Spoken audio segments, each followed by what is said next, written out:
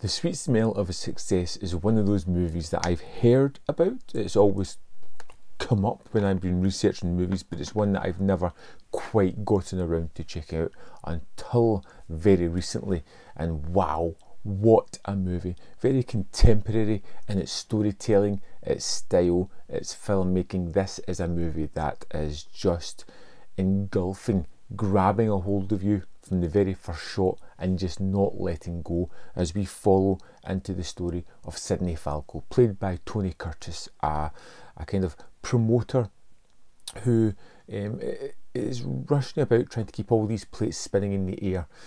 One of the key factors to his business is JJ, this man who runs a kind of column in a paper, and he seems to be the almighty, sitting up on high, ruling over everyone, getting them to doing his business and biddings, regardless of the moral implications of that.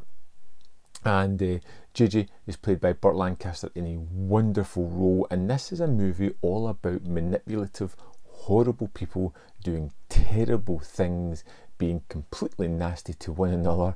It's just so compelling, so watchable, so enjoyable. It's just a movie that every time you get JJ and Falco together having conversations, it's just so engaging. It's so compelling. It's one of those things where you just marvel at the storytelling, the filmmaking, the dialogue.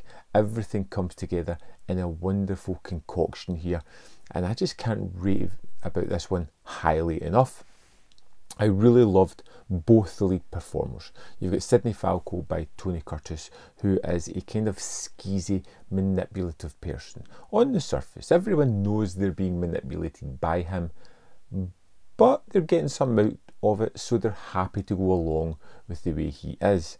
You get JJ's character, who is horribly obnoxious, who sits there feeling like an idol at certain points as people just come up to him. He knows everything, he dismisses people, he's not interested in playing the game, the social game. He's just straight to the facts and very blunt and to the point.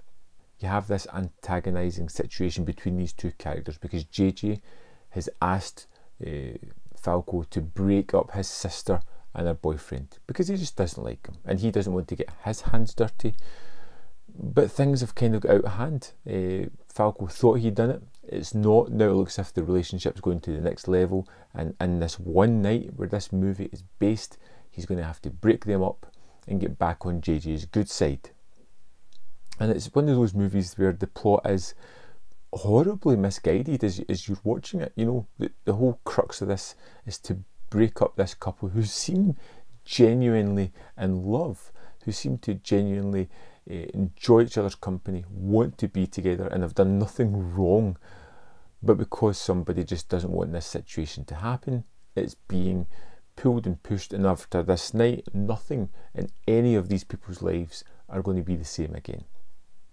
And I really liked a lot of the filmmaking in this. You know, the characters are wonderful, but the filmmaking really highlights a lot of the characters. You know, them, particularly JJ, who's always seems to be etched in shadows throughout the movie, even in shots where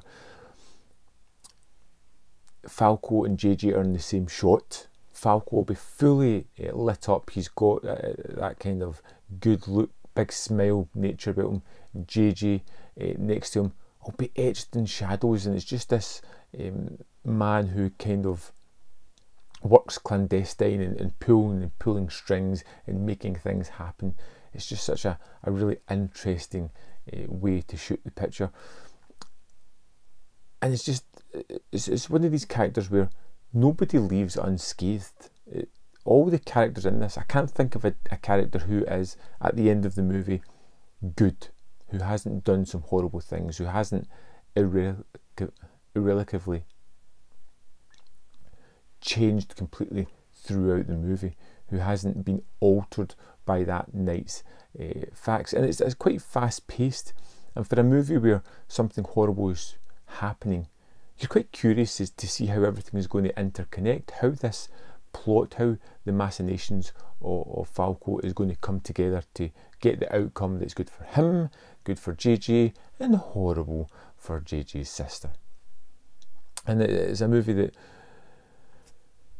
Sweet Smell of Success was a thrill ride of a movie. It was captivating, it's a quick watch, it is engaging with the characters. The horrible ones are even fascinating.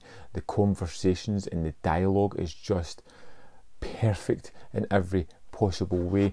This is one of those movies that I picked up in the Arrow sale for $5, and I feel like it was an absolute steal, an utter fantastic masterpiece of a movie. Highly recommended. I'd love to know your thoughts on the movie.